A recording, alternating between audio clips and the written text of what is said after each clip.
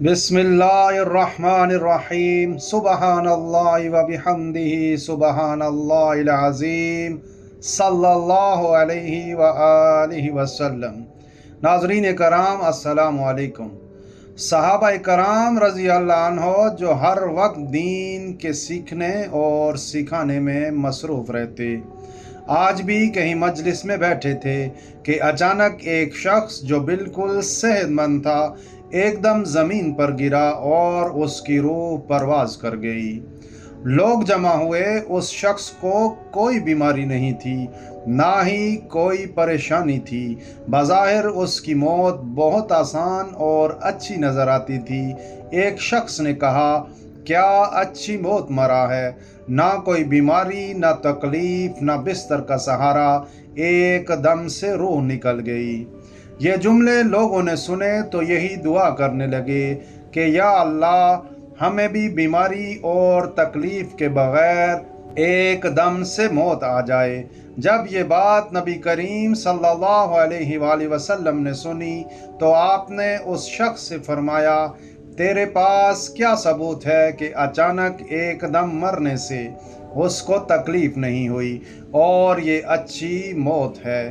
پھر آپ صلی اللہ علیہ وآلہ وسلم خود ہی فرمانے لگے، اگر اللہ تعالیٰ اس کو اس حالت میں موت دیتا کہ وہ بیماری کی تکلیف اٹھاتا تو اس کے سب گناہ معاف ہو جاتے۔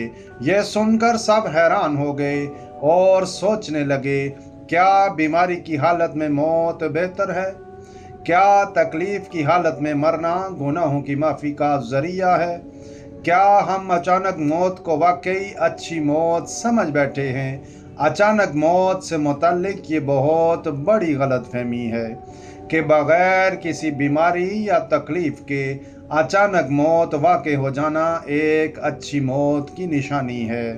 ایک بار حضرت عائشہ رضی اللہ عنہا نے فرمایا کہ مجھے اچانک موت سے ڈر لگتا ہے، کیونکہ اس میں انسان کو توبہ، وصیت، حق ادا کرنے یا دعا مانگنے کا وقت نہیں ملتا۔ اچانک موت میں توبہ کا موقع نہیں ملتا۔ انسان اپنے قرض، امانت، ذمہ داریوں کا حساب نہیں دے سکتا، وصیت نہیں کر سکتا اور نہ ہی اللہ سے رجوع کر کے بخشش مانگنے کا وقت ملتا ہے۔ ناظرین کرام، اسلام میں اچھی موت، حسن خاتمہ کی علامات بہت واضح ہیں۔ اچھی موت کا مطلب صرف یہ نہیں کہ انسان بغیر کسی تکلیف کے مر جائے، بلکہ کلمہ طیبہ پر موت آنا، لا الہ الا اللہ کا ورد کرتے ہوئے جان دینا، سجدے کی حالت میں موت، اللہ کے سامنے جھکے ہوئے دنیا سے جانا، شہادت کی موت، میدان جہاد، مظلومیت یا دین کے راستے میں شہید ہونا، مرض میں موت، لمبی بیماری کے بعد صبر اور شکر کرتے ہوئے مرنا، یہ سب اچھی موت کی نشانیاں ہیں، کیونکہ نبی کریم صلی اللہ علیہ وآلہ وسلم نے فرمایا، بیماری مومن کے گناہوں کا کفارہ ہے۔ ناظرین کرام، اچھی موت کے لیے چند عملی دعائیں اور اعمال کچھ یوں ہیں۔ ہر وقت توبہ کی حالت میں رہنا، معاف کرنے والا بننا تاکہ ہمیں بھی اللہ تعالیٰ معاف کر دے، سونے سے پہلے معافی مانگنا، کلمہ طیبہ پڑھنا، صلاۃ و توبہ کا اہتمام کرنا، قرآن کریم کی تلاوت کرنا اور سچے دل سے درود شریف پڑھنا۔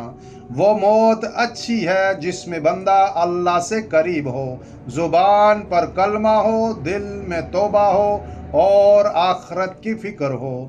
اللہ تعالی ہمیں بھی ایسی ہی حسن خاتمہ والی موت عطا فرمائے، آمین یا رب العالمین۔ جزاک اللہ خیر۔